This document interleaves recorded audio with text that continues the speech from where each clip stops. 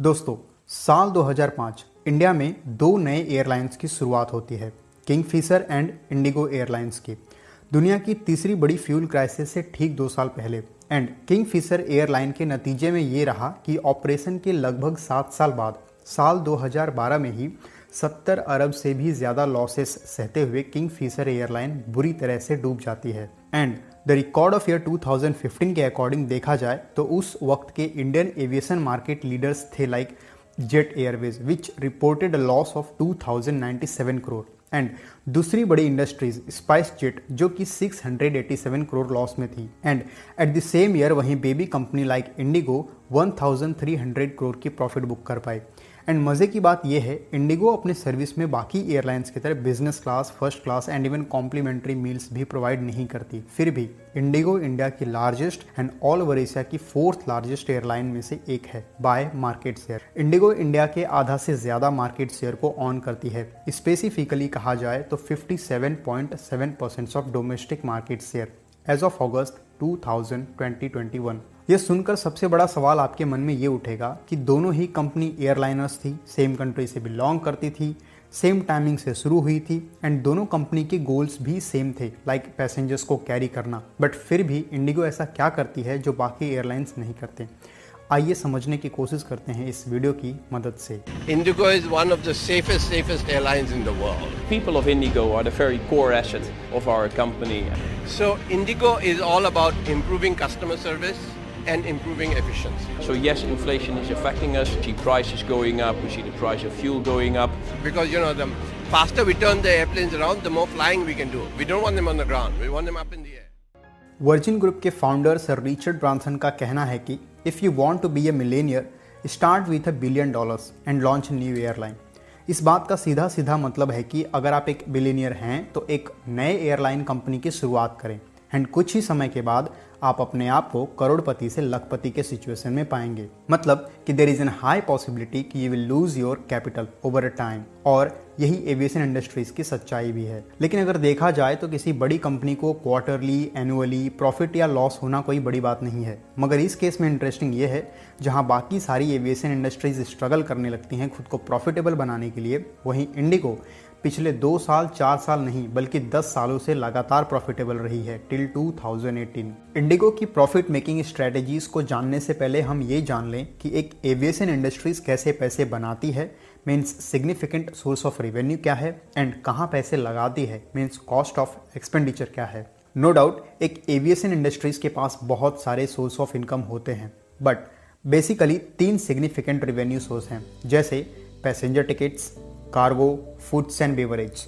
अब aviation industries के लिए सेलिंग ऑफ टिकट एक प्राइमरी बिजनेस होता है, जहां वे use amount of revenue generate करती है by directly selling tickets to passenger, जिसे पैसेंजर रेवेन्यू कहते हैं।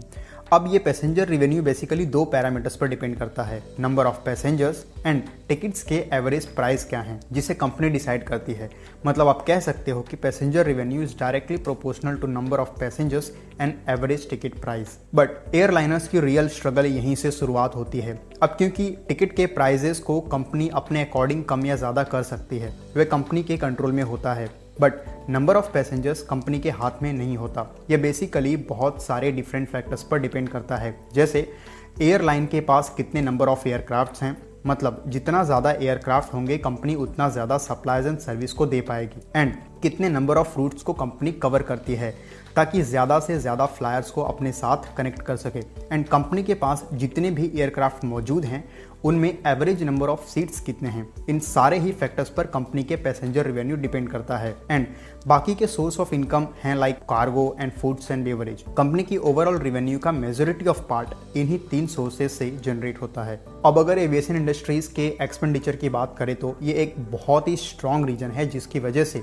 इंडियन एविएशन मार्केट पिछले कई सालों से डाउनफॉल को फेस करती आ रही है, क्योंकि किसी भी एयरलाइन कंपनी का मेजॉरिटी ऑफ कॉस्ट उसके फ्यूलिंग में चला जाता है। आप इस चार्ट में क्लियरली देख पाएंगे कि 33.7%, मतलब आप कह सकते हैं कि approximately 1/3 part of total expenses तो सिर्फ और सिर्फ फ्यूल एंड ऑयलिंग के कॉस्ट हो जाते हैं। And the main problem is airlines are price taker, मतलब फ्यूल के प्राइजेस चाहे जो भी हो खरीदने तो पड़ेंगे ही। इवन फ्यूल के cost 30 to 50% share of total expenses तक भी वेरी कर सकता है, क्योंकि फ्यूल कॉस्ट अलग अलग डिफरेंट फैक्टर्स पर डिपेंड करता है। फर्स्ट, मार्केट में फ्यूल के प्राइसेस क्या हैं, एंड सेकंड, कितना अमाउंट ऑफ फ्यूल यूज हो रहा है during every departure, and other one is number of departure कितना है, एंड बाकी के कॉस्ट स्ट्रक्चर आप इस पाई चार्ट में देख ही सकते हैं। बट हमारा सवाल है, what strategies made Indigo the largest airline in India. Indigo हमेशा से ही 3 फैक्टर्स पर ज्यादा फोकस करती है। First, being a low cost carrier, दूसरा on time travelling, and the last one is hustle free experiences, and basically these 3 factors leading the success of Indigo, and इन तीनों ही फैक्टर्स को इफेक्टिवली इंप्लीमेंट करने के लिए IndiGo came up with different strategies. साल 2005 में इंडिगो स्टैब्लिश होती है as a private company, and surprisingly इसी साल इंडिगो एक साथ 100 एयरक्राफ्ट के ऑर्डर एयरबस कंपनी को देती है, जिसकी कीमत अप्रॉक्सीमेटली 650 करोड़ थी। अब इसे सुनकर बाकी सारी इंडियन एविएशन इंडस्ट्रीज सरप्राइज रह जाती हैं। बट इस जीनियस डील के पीछे 3 बड़े रीजंस थे।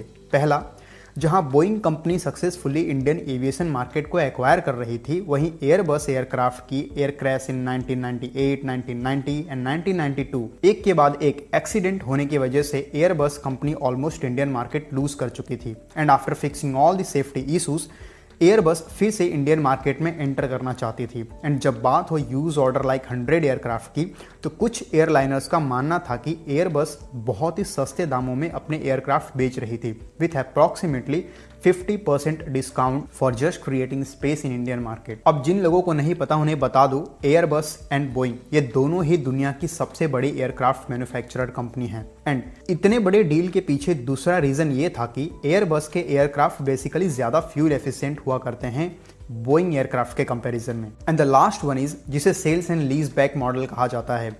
अगर इस मॉडल को आसान भाषा में जाने तो सूखे में नाव चलाने के बराबर ही समझें। मतलब पैसे जेब में ना हो फिर भी आप अपना काम कर सके। सेल्स एंड लीज बैक कुछ ऐसा ही है। बट सवाल यह है कि how Indigo sky rockets it's progress by using this models. अब इस स्ट्रेटजीज को समझने के लिए थोड़ा डिटेल में जाना होगा। इस मॉडल में बेसिकली 3 पार्टीज इन्वॉल्व होती हैं। पहला, एयरलाइन कंपनी लाइक इंडिगो, दूसरा एयरक्राफ्ट मैन्युफैक्चरर जैसे इंडिगो के केस में एयरबस है, एंड तीसरा लेसर कंपनी। अब इन तीनों ही कंपनीज के साथ बेसिकली होता यह है कि इंडिगो ऑर्डर देती है एयरबस को, फिर उन्हीं एयरक्राफ्ट को बेच देती है किसी भी लेसर कंपनी को, एंड देन फिर से सेम एयरक्राफ्ट को इंडिगो लीज पर ले लेती है। हो सकता है आपको ये सुनने में बड़ा ही अजीब लगे कि पहले खरीदना, फिर उसे बेचना, फिर उसे ही भाड़े पर लेना, बट ये एक बहुत ही इंटरेस्टिंग स्ट्रेटजी है जिसकी वजह से IndiGo gets a lots of different kind of benefits. वे कैसे? क्योंकि इंडिगो हमेशा से ही बल्क में ऑर्डर प्लेस करती है, जिसकी वजह से ज़्यादा डिस्काउंट मिलने के चांसेस बढ़ जाते हैं। अब होता यह है कि सपोज एक एयरक्राफ्ट का मार्केट प्राइस है $100 मिलियन, तो ये इंडिगो को $95 मिलियन में ही मिल जाता है with discount. And as we know, according to this model, IndiGo freshly acquired aircraft को लेसर कंपनी को बेच देती है, suppose with same market price that is $100 million, जिसकी वजह से इंडिगो को डायरेक्टली $5 मिलियन की बेनिफिट ऑन द स्पॉट मिल जाती है।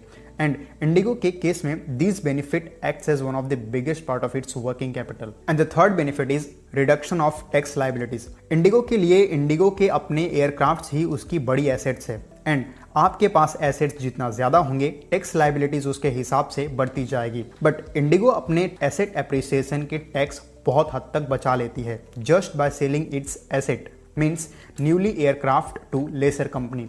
मतलब जो एयरक्राफ्ट एसेट के तौर पर इंडिगो के पास थे वे तो बेसिकली अब लेसर कंपनी ऑन करने लग रही है, and by doing operation IndiGo को केवल रेंट पे करना पड़ता है which count in its loss and profit account, जिसकी वजह से इंडिगो ज्यादा टैक्स भरने से भी बच निकलती है। एंड इतना ही नहीं, मेंटेनेंस लाइक इंजन प्रॉब्लम्स और any kind of technical glitches तो मैन्युफैक्चरर कंपनी या फिर लेसर कंपनी को ही बियर करना पड़ता है। Because of that IndiGo again save its majority of maintenance cost. And sales and lease back model के होने वाले बेनिफिट इंडिगो को बहुत मदद करती है खुद को प्रॉफिटेबल रहने में। And as you know, IndiGo बाकी सभी एयरलाइंस की तरह business class, first class, entertainment and even complimentary meals भी प्रोवाइड नहीं करती। फिर भी ज्यादातर लोग, इवन बिजनेस ट्रैवलर्स भी इंडिगो से ट्रैवल करना ज्यादा पसंद करते हैं।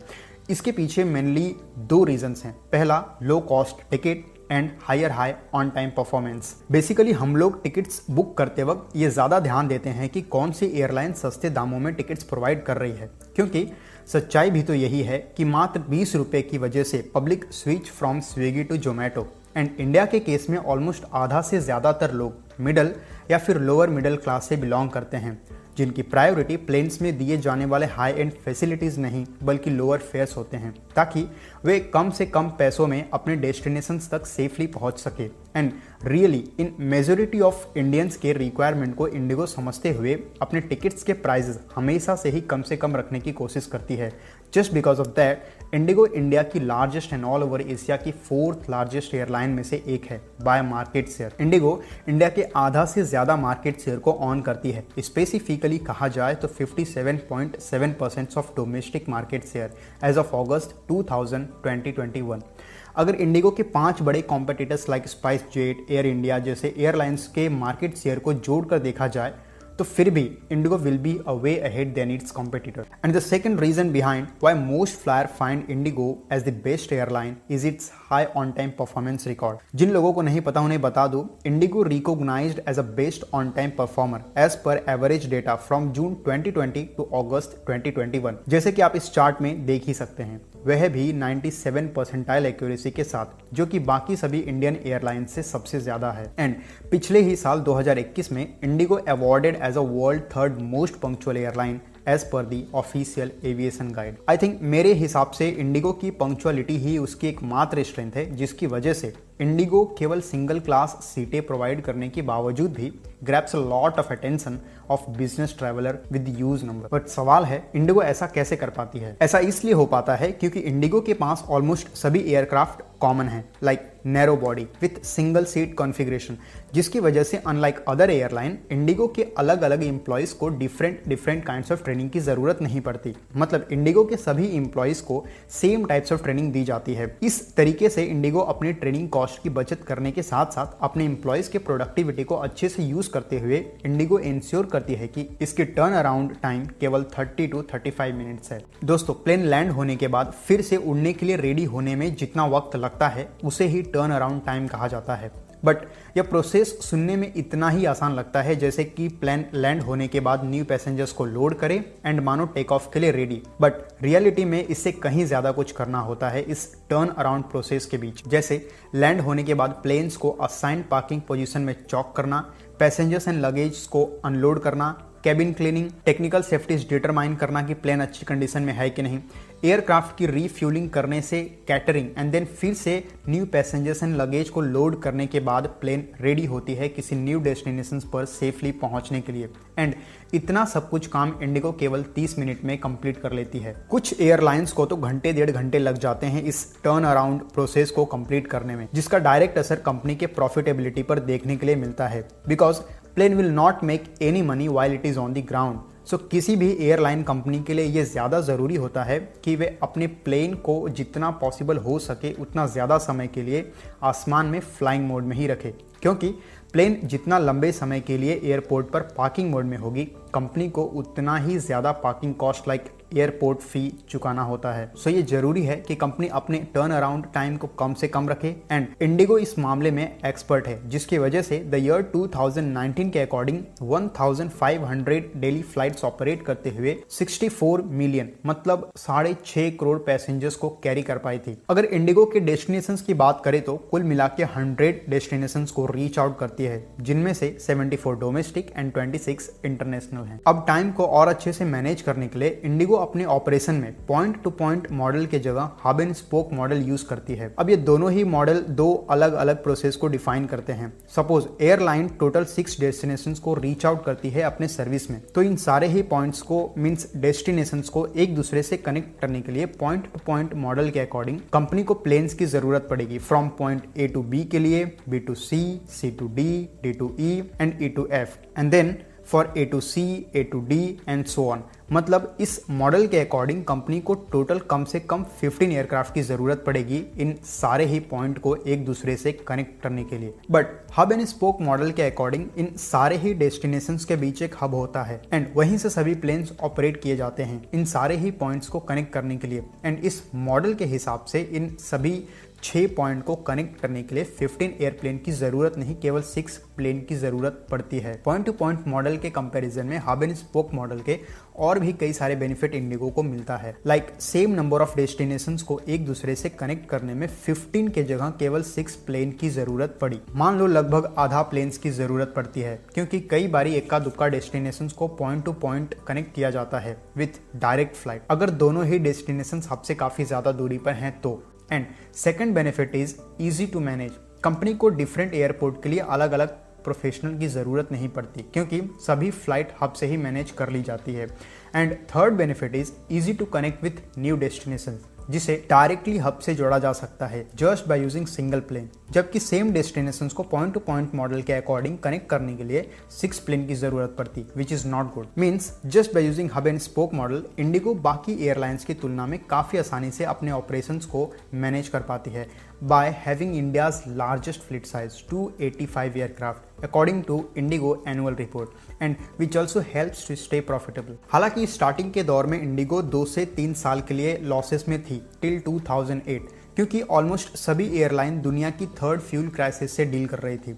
अगर आप इस चार्ट पर थोड़ा कॉन्सेंट्रेट करें तो नोटिस कर पाएंगे कि जुलाई 2007 से जुलाई 2008 के बीच सिर्फ एक साल में फ्यूल के प्राइसेस $76 पर बैरल से बढ़ के $132 पर बैरल हो जाती। No doubt it was all time high price in aviation history, जो कि one of the worst situation था इंडियन एविएशन मार्केट में। फिर भी इंडिगो बाकी एयरलाइंस के कंपैरिजन में काफी तेजी से ग्रो कर रही थी। एंड इन 2012 जब किंगफिशर पूरी तरह से बंद हो जाती है without paying salary to his employ, जो कि इंडिगो के लिए एकदम सही समय था to poach the Kingfisher pilot, and IndiGo did it. लगभग किंगफिशर के 200 से 300 एक्सपीरियंस पायलट को इंडिगो हायर कर लेती है just within 7 to 8 months. By doing this, Indigo gets a major benefit to skip or shorten the pilot training. And because both airline use the same type of aircraft, which was Airbus A320 aircraft, and because of that, Indigo gets well experienced pilot without any cost. So दोस्तों, this was all about till 2018. हालांकि 2019 के बाद Indigo made frequent losses because of pandemic year, but still performed well in that bad situation. देखो, business में ups and down, profit and losses तो होते रहते हैं, but profitability is very important to sustain the business in the market. Indigo की 16 years की journey से हम 2 चीजें जरूर सीख सकते हैं।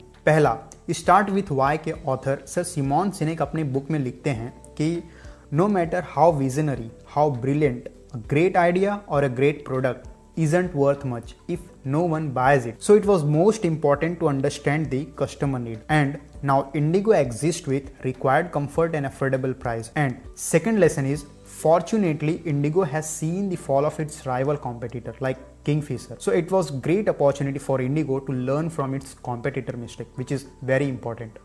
उम्मीद करता हूँ वीडियोस इन्फॉर्मेटिव लगी हो। एक लाइक एंड चैनल को सब्सक्राइब करें। फिर मिलेंगे किसी और वीडियोस में, तब तक के लिए बहुत बहुत धन्यवाद।